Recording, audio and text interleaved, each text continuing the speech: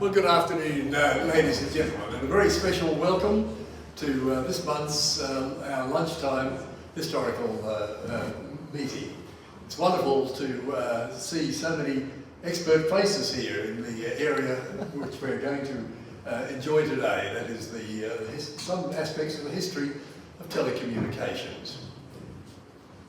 Communications is, of course, such a universal and fundamental part of all our lives today that some of us take it for granted, and even fewer than some of us know about the history of communication. We're greatly privileged today to have a number of experts in the room who will be both presenting and perhaps just saying a few words. It's a special privilege today to welcome Dr. Jim Griffin and all the extended Griffin family, Dr. John Rostron and Peter, and a special welcome also to Mr. Terry Holmes, a senior communication expert about whom we'll be hearing more later. This beautiful building, of course, is Queensland's oldest and most precious building, and we think just by way of introduction about communications in 1829 when the building was built, and it was probably, as the soldiers and the convicts ranged far and wide, the only communication was a gunshot to summon people or to announce that something was there, or perhaps bugle calls from the military garrison that was here guarding them. But once one strayed beyond the timber getters and convict parties, beyond the sound of gunshot or bugles, perhaps communication had to be by runners. So we're greatly privileged today to have the most wonderful, sophisticated telecommunications, and it's that history that we'll be hearing about today. It's a great pleasure to have with us Mr. John Rostron today, who is a recently retired senior project manager and leader in the world of telecommunications. John is a fellow of the Institute of Management and Leaders. He's saw the transition from digital communications from analog to digital, which we all enjoy today, and we'll look forward very much, John, just to hearing a word about that. And we know that for 5 years you led the project teams for Telstra that introduced the telecommunication networks which we enjoy today. It's a special privilege to introduce our first speaker, Dr. Jim Griffin. Jim is well known to many of us here in the room. Dr. Griffin was a senior medical executive for many years. He was the medical director and senior executive for the Mater Hospital complex, comprising the 3 hospitals at the Mater, the General Hospital, the Mater Mothers Hospital, and the Mater Children's Hospital. But besides that, he was served on many boards, including those of the Queensland Radio Institute, the Queensland Institute of Medical Research, and the Faculty of Medicine at the University of Queensland. Many of us know Jim in another world, that is for his 45 years of service as the senior presenter for Radio 4 MBS. Jim, and we delight hearing your voice every week and the wonderful way, the research that you do, and the contributions that you've made to the history of music in that role now, extending almost to 5 decades. So it's a great delight, Jim, to have you with us here today, and we invite you now to present the paper. Thank you very much.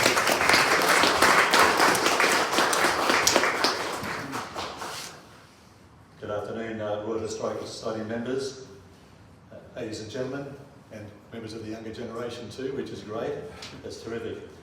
And thank you indeed to distinguished historian Professor John Pern for his kind introduction. And as Gilbert and Sutherland would say, he's a very model of a modern Major General. Now, welcome to this month's Wednesday talk, which is about an amazing 1960s telecommunications project that you may never have heard of before, or some of you may never have heard of before. And we'll tell you all of its interesting history, how it was done, and later we'll tell you of some of the changes to communication that gave it, at the time, the title of a superhighway. they should be firstly said that this is not a formal Telstra presentation, and that all of the information we're about to give is in the public domain. You have to say that kind of things these days, and that's true. But you may wonder where I fit in, because I'm not a telecommunications expert of any kind, I'm just a retired medico. However, my father, the late Vince Griffin, was the supervising engineer for the Queensland section of the project. And as SEACOM, and as people have said, what does that really mean? Southeast Asia Communication, SEACOM. So that's what that's about. Now here is a photograph of my father taken from one of the SEACOM photograph files at the time. So he was a supervising engineer, and he was sent to Japan to assess the tender submitted by the Nippon Electric Company, which was accepted. It was the first time that the Nippon Electric Company, as I understand it, had given a tender for an Australian telecommunications project. Previously it had been European major companies. So the fact that this was a lower cost thing, and it was the first time that NEC had tendered. Later on, of course, you may notice a lot of people had NEC televisions and things, but this was the first thing that they had tendered for of a major project. So my father was sent to Japan to assess the tender submitted by the Nippon Electric Company, which was accepted, and this had a great effect on my family, about which I will tell you later. But firstly, I'd like to tell you about the photograph that's going to be on the screen now. It was taken on Wild Horse Mountain, the smallest of all the glasshouse mountains. You might be aware of that. It's only about 123 metres high, and we often don't think of it as one of the glasshouse mountains, but it is. It's located beside the Bruce Highway in the Beerburrum State Forest near Cooching Creek on the way to the north coast. And I'm sure many of you have driven past it many a time. Okay, so that's the top of Wild Horse Mountain.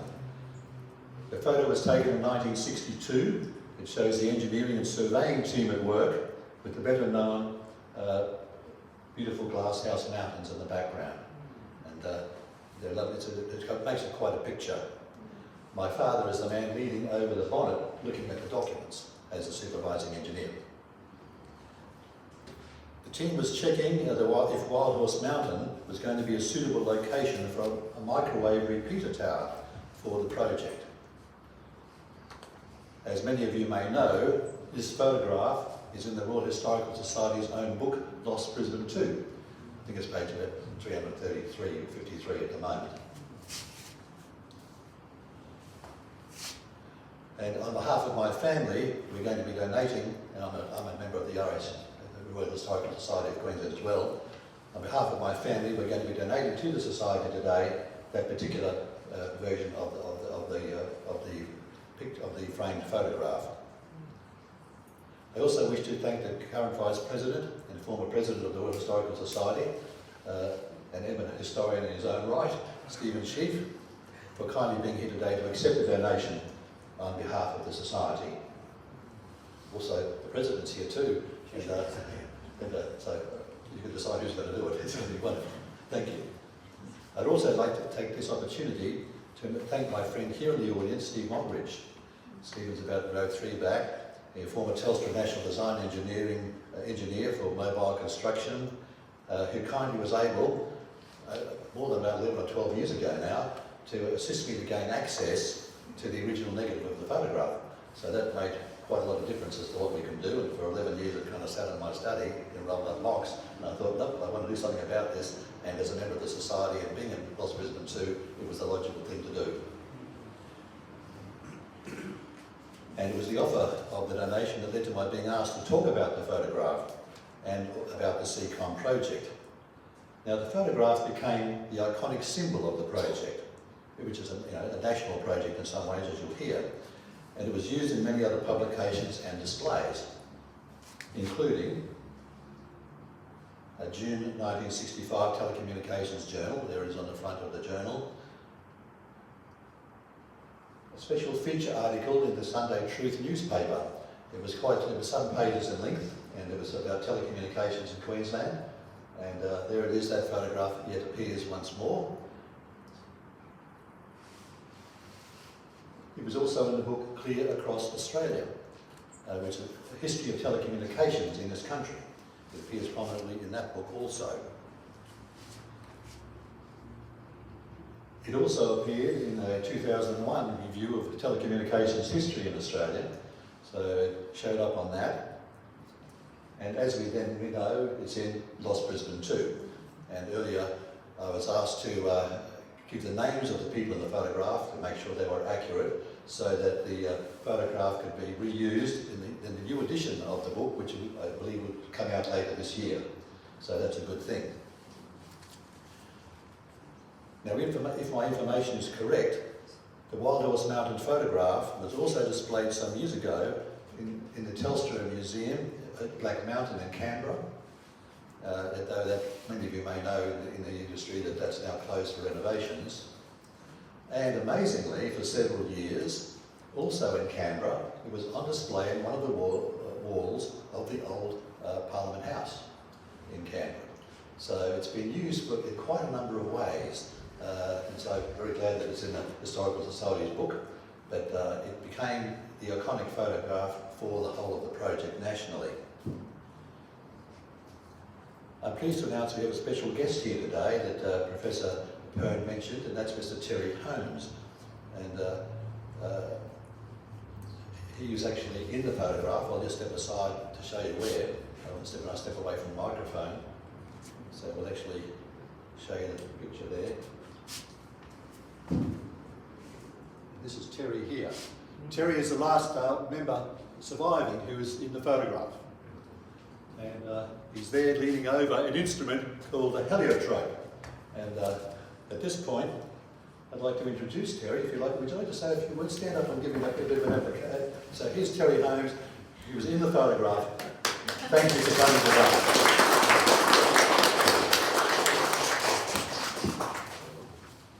Terry and Margaret are our special guests, and as I say, he was in that photograph there as a much younger man.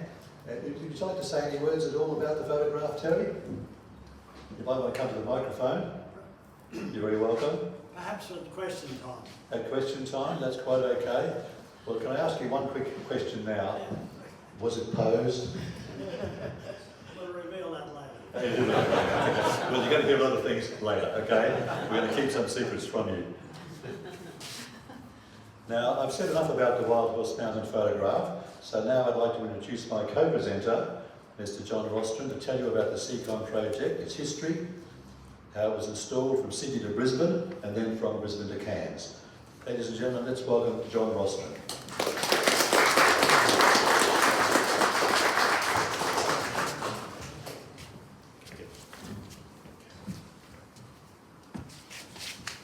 Just give me a moment to get ready.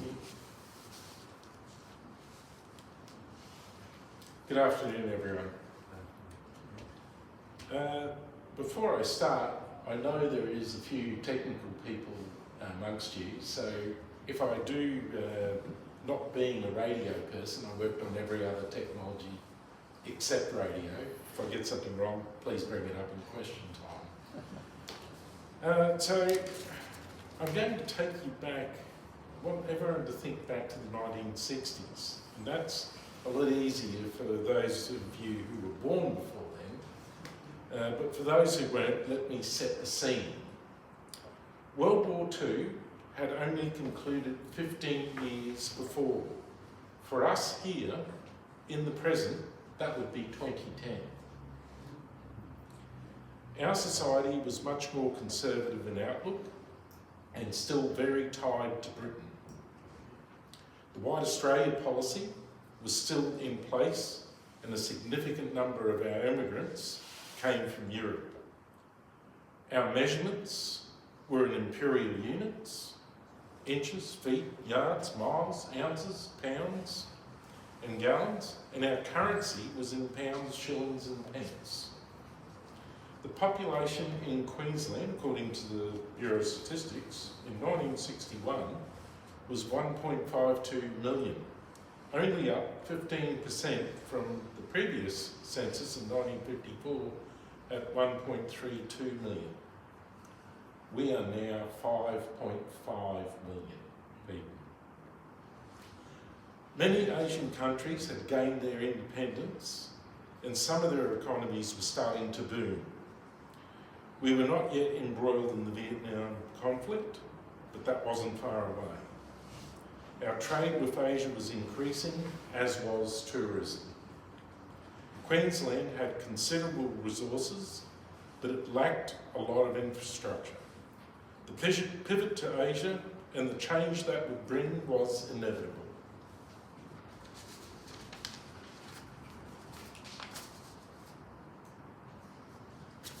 Okay, so I'm now going to set the scene for telecommunications in Queensland prior to SEACOM. And that really hadn't changed that much since World War II. Only Brisbane and some large regional centres had automatic telephony, where you could pick up and dial a number. Manual assistance operators were required for all trunk calls. Brisbane to Cairns and intermediate towns were connected via open wire carrier systems. Overseas telephone calls were all trunked through Sydney, and typically routes prior to another cable landing were via radio links.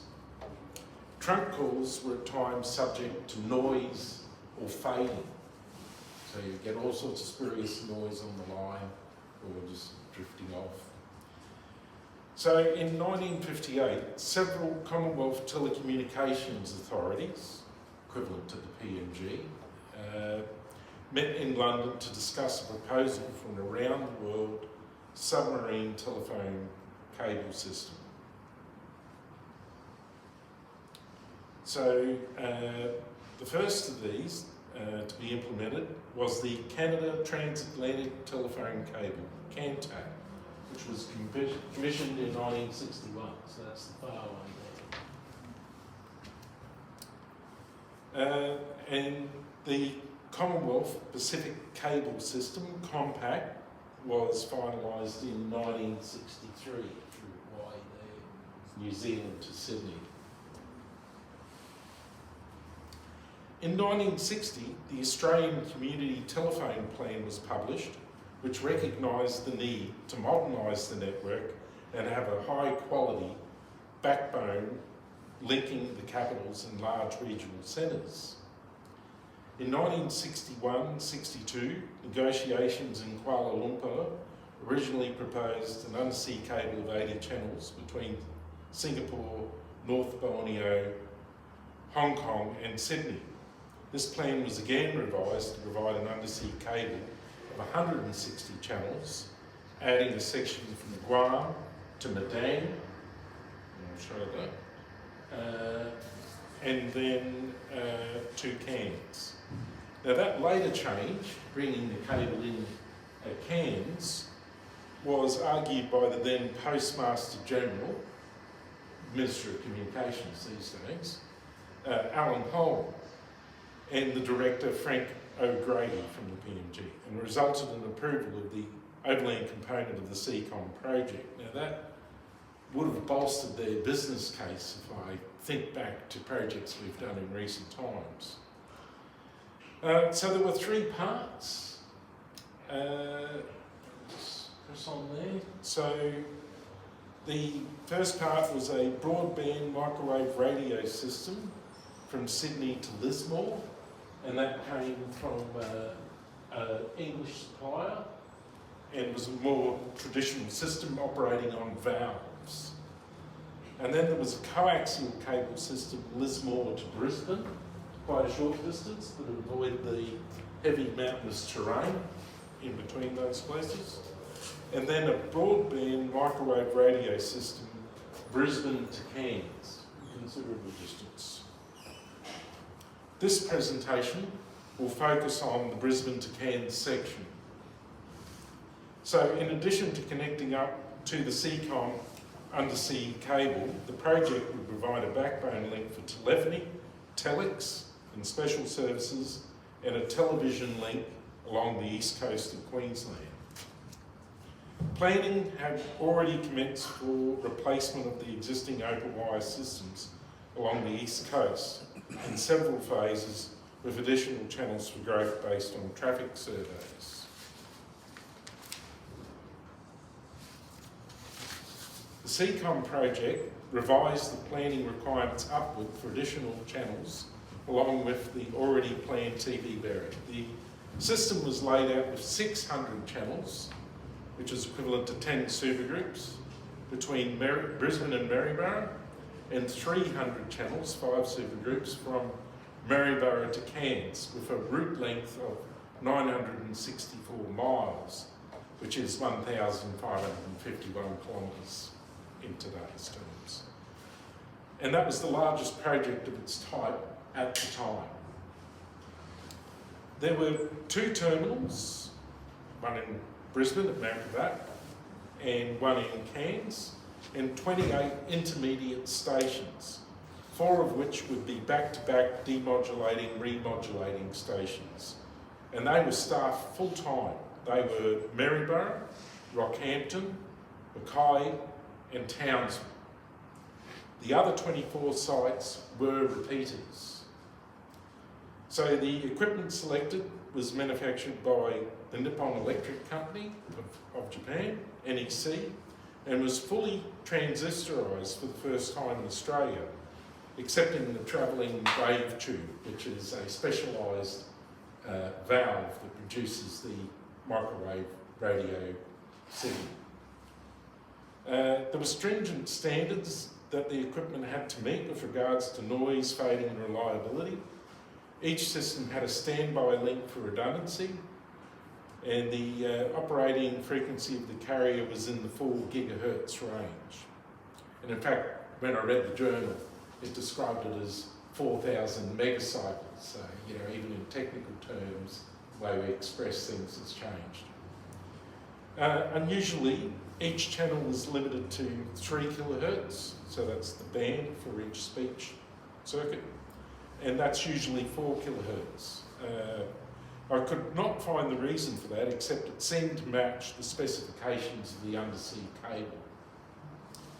Path planning started in 61, and the survey went throughout 62.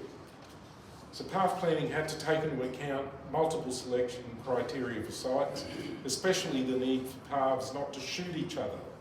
So the microwave paths generally run 30 degrees or so off the line, so the signal doesn't swamp the next station beyond.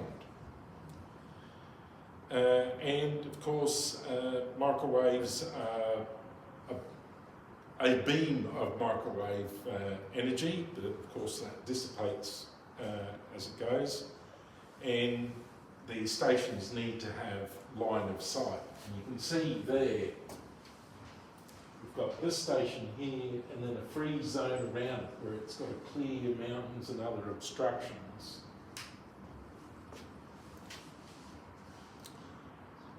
Okay. Okay, so due to the curvature of the Earth and the power output of the equipment, the average path distance on SEACOM was 35 miles, or 56 kilometres. Repeaters are generally located on elevated sites, but the maximum height distance between stations was 600 feet, 183 metres. So you can see that height difference there on that exaggerated diagram. High towers would be built where the terrain was relatively flat, and they could range from 75 to 200 feet, or 23 to 61 metres. Each survey team comprised of an engineer, a senior technician, 2 survey officers, 4 chainmen linemen with 4 vehicles with VHF radios, all carrying a variety of survey equipment, which you would have seen in the photo over there. And they also carried a range of other radio equipment, including handheld transceivers, to be able to talk to each other. So each team operated in 2 sections to cover the 2 sites being measured simultaneously.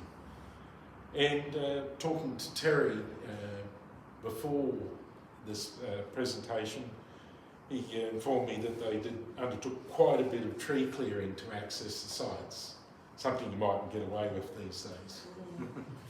Engineers generally worked ahead of their team, conducting preliminary site reviews. If a site was deemed unsuitable, it could result in part of the route, including several other sites not being used. And in addition, new sites would have to be surveyed. So to give you an idea of how many sites got surveyed, you can see there were 85 sites reviewed and 95 paths were measured before they got the clear path all the way to Cairns. So quite an undertaking just doing the survey, let alone the build or anything else.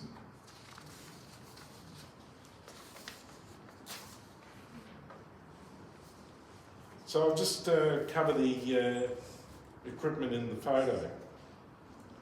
So on the tripod there is a theodolite, which is a common survey tool. So it's a precision optical instrument that is used to determine two-dimensional or three-dimensional positions or points and the distances and the angles between them. We've all seen surveyors using theodolites, although they're quite advanced these days with GPS and the like. You can also see there a heliograph, so that's that item there, which can be used to, as the name implies, reflect the sun. And that can be flashed to pick it up, and then with the beam left on, it can be used to get a location. So the heliographs were the ex-army, and used in this mode, they're technically a heliotrope, but everyone calls them a heliograph. They have an unsilvered spot in the middle of the mirror, and they can actually work in excess of 50 miles, I believe in the US, that's 80 kilometres.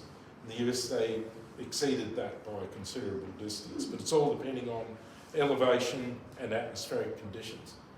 Their use goes back to the mid-19th century in India. You can also see there a kite-toon, which is a hydrogen balloon kite. And it was generally used in flat areas with dense tree cover to gain a survey line. So Terry spent in the Maryborough area a considerable time on the top of the Maryborough water tower trying to sight up the kite-toon. And after employing a range of methods, they used an ex-World War II searchlight pointing up to illuminate the kite-toon. Now, there isn't a tellurometer, for those who are technically minded, shown, and that's a form of electronic distance measuring equipment which came into vogue a year or so after this. But they were known for being able to do accuracy down to 6 inches, but from the notes I've read and talking to Terry, I think the accuracy of these surveys was very good indeed.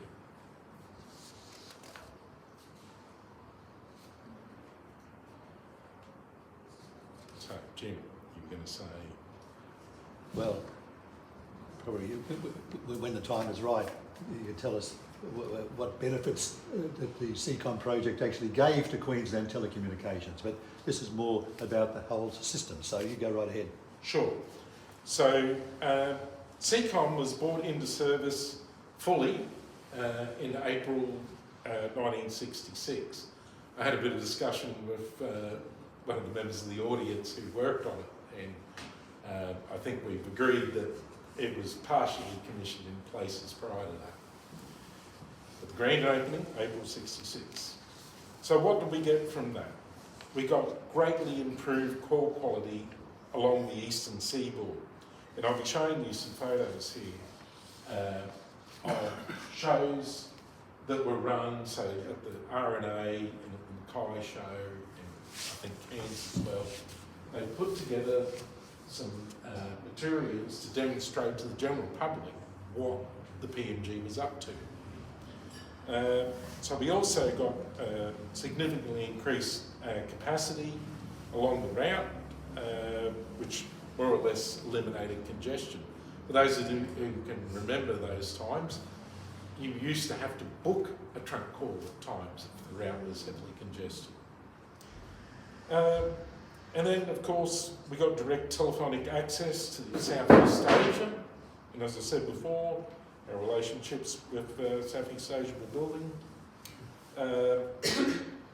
Proof of the viability of the technology, leading to more routes being installed, further improving communications within Queensland. So, for example, Brisbane to Toowoomba, then to Charleville using microwave technology, Rockhampton to Longreach, Townsville to Mount Isa.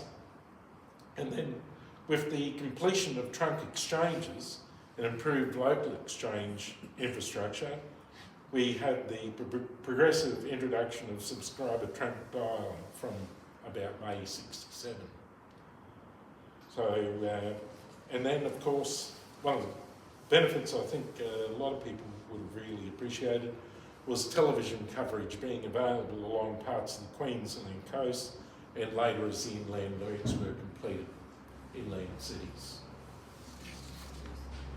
So I'll just show there, you can see these were the original telephone transmitting stations. So Cairns was Mount Butterfree, Mount Stewart for Townsville, Mount Blackwood for Mackay, and so on. And I remember visiting someone in Maryborough in the 80s and getting my ear bashed about when was commercial television coming. Okay, so I think